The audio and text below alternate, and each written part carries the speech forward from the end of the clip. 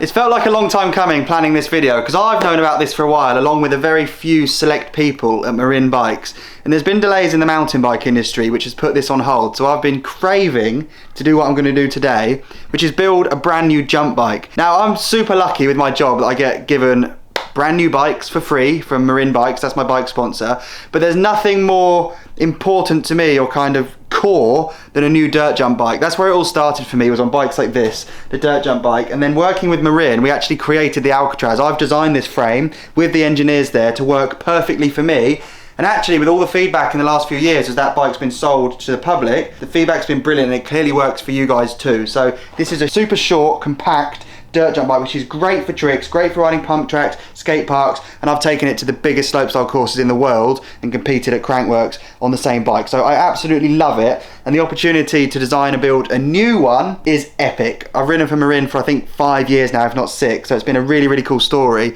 And the Alcatraz, the jump bike, is everything for me. So today we're about to build it up in this garage. I'm going to show you the frame shortly. I'd usually do my bike builds at Brink because I need so much help and assistance, like I need an F1 pit crew just to get the bits together. But a dirt jump bike I can manage myself. So I've just built up Jamie's dirt jump bike, coincidentally, which I'm going to take to him shortly. And I just want to show you how amazing the Hellfair Diedbro kit looks on this frame. If you have this Alcatraz jump bike, you need this Diedbro kit because the transparent frame protection shows the colour of your frame, and that pink to purple to blue fade looks, it's the coolest one I've ever seen. It is the best one. Good. We're so pumped on it, so I'm going to take that to Jamie and blow his mind. He can be riding in some videos soon. So, the Alcatraz, this was the first ever one. The first one I tried years ago. I loved it. We hardly made any changes, a few. You can see the cable routing there goes down the down tube on the outside of the frame. We changed that to the top tube. After that, we changed a few angles, a few little things here and there, but it's really stayed the same because the geometry for me was so important and we got it right pretty much first go. Then I went to the blue and grey one, which I don't have here, but you're looking at a shot of it now. Then I did a project called Frames of Mine where we kind of came up with a really custom one, which is this one, and that looked just amazing, specifically for that project. Then 2.5 years ago it went to this one. This is the Alcatraz that most people know, the one that's been available to buy. Mine's down here, look, in bits, because I've had to harvest. Jamie, you better be aware that this is the Olin's fork off of my jump bike. That's the only fork to have ever done a gainer, and so's that seat post. What else? That back wheel has got the design and conquest. Yeah, you've got some pretty trick parts. In fact, both wheels are from this bike. So this was the next one. This is the Design and Conquer, really amazing one. Look at that colour there. Image Design Custom made this one super trick. So that was the last custom one. I went back to the pink one because I wanted to preserve this and keep all the dirt on it from Devon, so that's going to stay dirty forever. And now this is the brand new one, which I absolutely love for more than one reason. Firstly, it's not the same on both sides. It's non-symmetrical. We've got a red Marin logo there, black Marin logo there, and when I build this up shortly we're going to do loads and loads of little custom things to make that more important. But the white with the paint and blood splatter, black paint, red blood, it looks so sick, and that black fade at the back might look out of place on the frame right now, but when we put a wheel in there, a circular wheel, that's going to look way more important. There's been some small changes too, and the main one I love is internal cable routing. That's why I'm showing you a frame with a brake already routed through the frame, which tidies it up so much. So we've gone back through the down tube there and out over the top of the seat tube and up to the brake caliper. That tidies it up, and the reason it's got the hose in it already is because it's the one job, again, I'd have been incapable of doing here on my own, and Toby at Brink's done that for me, and he's padded out the hose with some foam inside there so it won't rattle. That makes the bike look way cleaner for me. On this side you don't even see any cable. It looks so cool. It's amazing, thank you. So I've got some sick parts to build this up shortly. I'm going to talk you through it. It's going to be the coolest bike. I'm going to weigh it at the end, talk about how I cut everything down, the lengths I do things, why. It's basically going to be a bike check as I build this thing single-handedly because I'm so talented with bike mechanics. Then we're going to put it in the stand and I'm going to go and ride it. But that, as the evolution of the Alcatraz, I couldn't be happier with it. It's amazing. Isn't that cool? So good. It's so different too. Anyone who's recently picked up one of these, please don't cry. It's still an Alcatraz. Things change, colours change. That will always be, I mean, I had it for 2.5 years. I've done so many cool things on that bike. But this is the new one. which isn't available for a while, so I'm just really lucky they air freighted me one in a right hurry to make this video.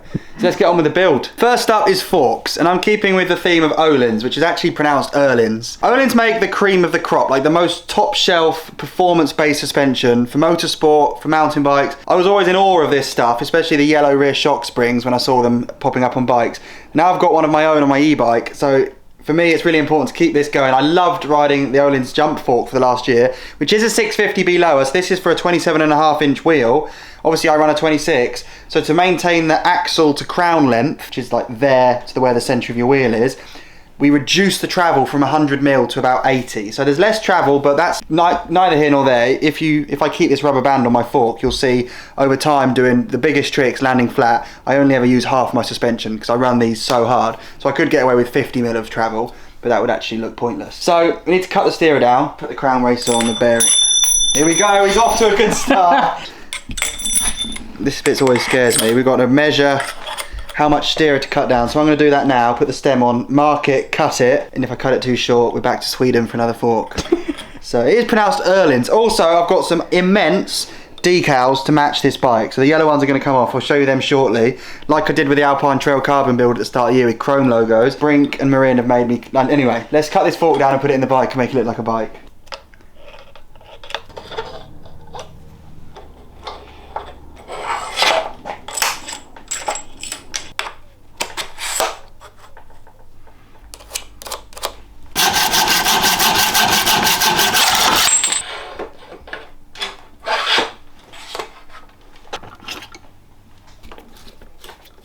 Already looking more like a bike. So that is a Gusset S2 Stem, which I partner up with the S2 bars, and they made some really minor changes just to the way this is put together, with that sort of grippier section in the middle. S2 there, I love the way Gusset's etched into the back and the front of the bar. So this is 33mm long. It's really, really short for a stem, especially when you've got a 35mm clamp bar that has to fit. You need 35mm of bar, and then a steerer tube of tube. And you can see in the middle there's almost no material. So that is as short as you can make a stem with this bar in it, which I love. So I'm going to cut these down now. Also, the reason I run a short stem, the reason that's actually of benefit to me, is for cross-country bikes and things, there's 50, 60, 70mm stems, which are really long. Puts your weight over the front of the bike. I imagine that's really good for climbing, uphill, things, those sorts of things I don't ever do. When it comes to a dirt jump bike, I want the bars to be as close to as in line with the fork as possible, because when you're spinning that, the longer you make this stem, your handlebars are out here. When they come and face you behind you in a bar spin, they're going to like crash into your knees. So I want that to be really short. Also, things spin better with a smaller radius, so the closer to the center line, the better. That's the other reason. If I threw a bar spin and all the weight of my bars were here, you'd actually feel that rock forward and backwards. So a nice short stem is definitely of benefit to me. I'm not super lanky or super tall, so I don't need that reach. So now I'm going to put the bars in. I'm going to cut them down. These S2 bars come at 800mm wide. I'm going to cut them down to 730mm. That is way shorter than I'd run on an enduro bike, a downer bike, any bike. But again, riding dirt jumps, over the years I've gone from 770, 750, 740, 730. I tried 725, it felt too narrow, so I've gone back 5mm, which spread over two sides of a bar is 2.5mm. You do notice these changes. So I'm going to cut these down now, slide them in. And because the brake's already been internally routed, we can coil that out, wind it up. This is going to be a quick build. Oh, and let's do the Öhlins decals after this, Ben. I'm going to start cutting these down now using a nice saw guide to do things properly. These bars have got markers on, so 10, 20, 30, 40mm. 40 off both sides is 80 less than 800, that'd be 720, so we need to go in between 35mm off both sides. So I'll line that up and give it a saw. I always learn to slide the bars through the stem rather than take the whole faceplate off. Especially when I was travelling with my bike, when you have to build your bike and unpack it, pack it, unpack it for competitions, that kind of just saved a couple of minutes each end, which is pretty advantageous when you're arguing with a check-in lady about the fact that you're taking a bike on a plane, where they say you're allowed bikes, but then when they say, is that a bike? They absolutely take you to the cleaners and tell you, well sir, if it was golf clubs it would be free, if it was a surfboard it would be free, but because it's a bike, it's £45 a kilo. How much does it weigh? And we're about to find out, aren't we? Right, so on my last bike, on this jump bike, this brake I've had for ages. I put this on for that Design and Conquer video because I kept grabbing it in weird places for the gainer. So that was a SRAM brake, which is nice, black, simple. But for this one, I've gone full steez with a Shimano XTR brake, which are really light. They look mega too. They are a bit more vicious when you catch the bars, but we'll see how I get on with that. But I do like the look of them. And Toby at Brink has bled it onto a 2,000mm hose. Most rear brakes are 1.7 meters long, the hose. This is 2 meters. The reason is I can now coil it up round and round and round and round and create that epic bar spin bird's nest. So when I drop in, I can gradually go bar spin, it unwinds, tail whip, it unwinds, decade, it winds back up, 360 down whip, winds back up, you know, so you've always get that movement. I've never really been a fan of gyros on a mountain bike. I may do it at some point, but look at that brake. That's a nice combination, isn't it, of colour? It looks mega. And I like we've got a lot of neutral colours. I did say I'd do let's do these decals in a sec. You did just talk about brake levers and your gainer, but you did actually do the gainer brakeless, Oh yeah. which is pretty crazy. The one time I did it, I had no brakes. Yeah, That's why in the video I ride down the hill going, yes! Get on! Yes! Yes! Because I can't stop. I had to like ride all the way down a mountain. It wasn't a mountain. I love the look of that. Look how many bar spins there are hidden underneath there. What's that, 8? Yeah, could be. So cheers, Toby. And the fact that it comes up through the frame on a dirt jump bike's really nice too. It's so clean. It's going to make this bike look really, really clean. The one good thing about jump bikes is there's no faff. There's no derailleur, no gear cables, no dropper cables, none of that stuff. Usually only one brake. And by the way, I do run it on the right hand side on my jump bike, the rear brake. Do with bar spins. I've explained that in loads of videos. Anyway, should we do these decals? Otherwise I will forget. Yeah. I'll peel these ones off. It's decision time. Brink, when they found out about this bike, made me these amazing Öhlins decals. They look like they've been on Chainsaw Massacre, don't they? Roadkill. Yeah. Such a good match. It does match perfectly. So there's that option, but then Marin from America, they were a bit late, sent me these ones. Very similar theme, slightly less roadkill, but then if I go to the next one, that's red. So the fact that this frame is red on this side, you know, and black on the other, I think I'm going to go with these. So I'm going to go red on this side. Oh, it's going to look sick. And white on the other. People are going to hate me. You could always swap them out again. They're also true. I could swap them out. They're also gloss, and these are matte. And I think on a gloss frame, I'm going to go with these. I just want to run with the asymmetric frame and make the forks do the same. That's such a good rhyme. I'm pumped with how that looks. That matches up brilliantly. All the white and black, and if I spin it around, how good is that? So how good is that? Proper asymmetric fork graphic lower steez going on. I love it. It's almost a shame that the seals are blue on these. I bet you can get different colour seals. I'm sure you can. If not, we'll Sharpie them black. And I've finished the Gusset cockpit, so I've added these Gusset sleeper grips. Look how long that is. I've never tried these on my bike before.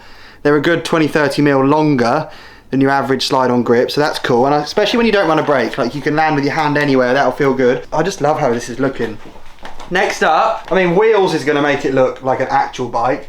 Let's do the bottom bracket and cranks. So I took this off the Design and Conquer bike, my limited supply of Cane Creek E-Wings cranks. This is a titanium crank arm. I can't describe how lightweight it is. I mean, I'll weigh it, I don't know. Hello. Hello. That with a chainring, 217 grams, which is this, what's that the same as? Yeah, loads lighter than a Red Bull. For a crank with a chainring attached. I mean, hold that. You're gonna have to let Ben. It is insane. Wow. It's come a long way. That's You remember crazy. old 3-piece cranks when they went together? They were so heavy. It felt like the actual core of the sun was anchored to the bottom of your bike. Yeah, that's amazing. So look how good that's gonna look. What do you think chainring colour? Because Brink have got stock of the absolute. This is the oval chainring, by the way, the Absolute Black make. I run these on all my bikes, especially the enduro ones where you feel the benefit of an oval chainring. I've talked about that before. It's quite a complex technology, but actually the end result is simple. It irons out the dead spots in your pedal strokes. When you apply power to a crank and a pedal, you can't do it continuously the whole way around. You get power from about there to there, like whoosh, and it irons out that dead spot in between, so your back wheel spins in a linear fashion. Very good for climbing, something I don't do. Because I run it on all my bikes, it means I should run it on this too, because it makes it feel the same when I pedal. That looks cool, but it's not right. I don't know what colour. You could go red or black. Red could They look make quite red. good. I've had a red one before. Is there any in here? No. Or is there? Got a lot of stuff. Oh, I can see some red. Yes. What one's that? Oh, all black, look. Or black. Can't be anything else. That's Mate, pretty rad. That's really cool. it's a It's also nightmare. really cool. It's the only side of the bike with red on. That's a nightmare. Might have to be red. I don't know though, is it too much red? This is a first world problem. Black's really cool. Yeah, I'm gonna go with black. Yeah, go with black. Let's go with black and then let's play around with the rims and do some red decals on this side. Good idea. So it's actually asymmetric. The problem with this chainring being red is it does look cool on this side, but then if I spin this, you still see the red, don't you? Yeah. It'd be the only side you'd see any red. Or no, there is a bit of red in the frame. There's This is a loads of red nightmare. speckles. What do I do? No, black. Really? Yeah. We'll change it if not. I forgot I had all those chain rings. Oh, there's another red. There's a gold one. No. I'm never going to use them. I'll give those two away. What do you have to do to win those? 2 winners. A A riddle? riddle. Go on. Here we go. Alright, here's the riddle. What gets bigger the more you take away? I'll choose 2 winners. They can Google it. That's annoying, isn't it? Can I win? Do you know the answer? Whisper it to me. No, I don't. I'm trying to guess it. Right, let me do this chain ring and you can have a think. You won't get it because you're not that sort of brain. If you said it in French, I'd get it. Okay, that looks brilliant, doesn't it? With air. I've added a little pink titanium bolt on the seat clamp. Didn't have red, but I've gone for that, which is nice and bling. So the wheels, what we're going to do, because Halo, these are the wheels I've ridden for 15 years. I've been sponsored by Halo for about 14 or 15 years now, which is incredible. I'm so lucky. The Chaos wheels have evolved and changed, but they're really the core belief behind them, which is a really, really strong and lightweight dirt jump wheel, hasn't changed.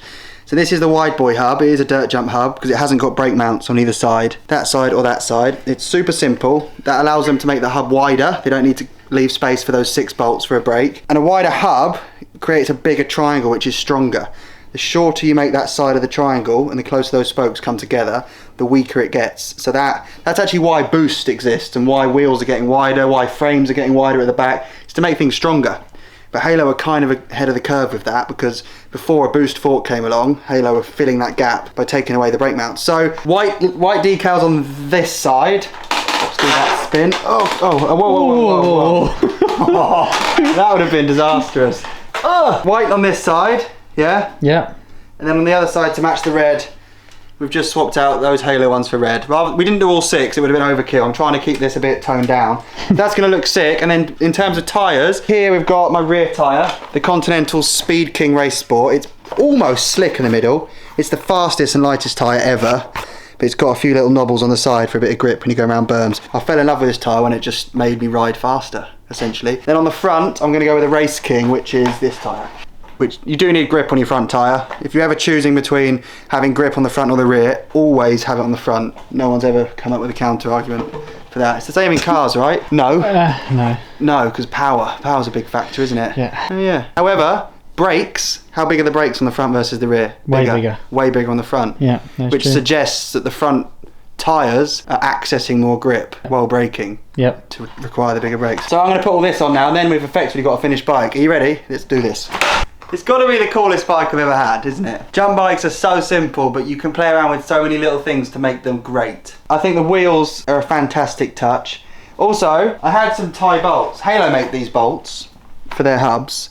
They're literally half the weight of a steel one. So I've gone with gold because there's a tiny bit of gold at the front and it ties it in. My other options were black. Kind of contradicted myself because I went with the black chainring. But I wanted to make something a little bit bling. And then on this side of the world's creakiest... Oh, it's happened again.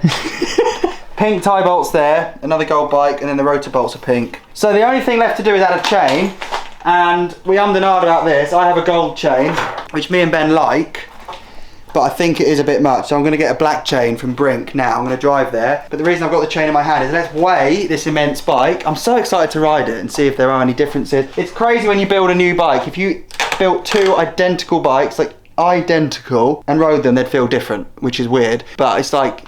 What's it like? I remember one year watching Wimbledon and Andy Murray served an ace and then asked the ball boy for the bowl back and then served another ace. So imagine how many balls they hit and yet they find 1 in a million that works for them. It's like that with bikes. You can't recreate your favourite bike even if you had all the parts. I bet footballers are the same, but they like kick a ball and say that's a good ball. Maybe not. Maybe not, I don't know. Let's weigh it. I'm going to say 10.4. Oh my word, it's sub 10. Wow. That's well impressive. Because I haven't built it. Let's add the chain off my other bike. 10.1, I'm buzzing. That surprised me. Because I've got a long cable, I've got a long brake hose to go through the down tube. There's also foam inside the frame. This is all comparisons with the Design and Conquer bike. which came in at sub 10, but there's not much difference, is there? 100 grams? Why is this one so light? Maybe the paint's lighter. It's quite simple, isn't it? Could be. One colour. Anyway, that's what it weighs. A lot of people often ask that. 10.1 kilograms, which is 22 pounds and 3 ounces. Impressive. And there it is. So I'm going to go and ride it now, which is going to be the next video. Can't wait to ride the thing. This is going to be my bike for the foreseeable future. Hopefully some people who love the Marin Alcatraz will want this one, and I'll start seeing people out on the trails. But the bike, like I say, hasn't changed much. It's just the most epic bike I've ever ridden. I love it, and I love seeing people on it, and they kind of look at me in the same way as if to say, yeah, we got the same bike, thank you.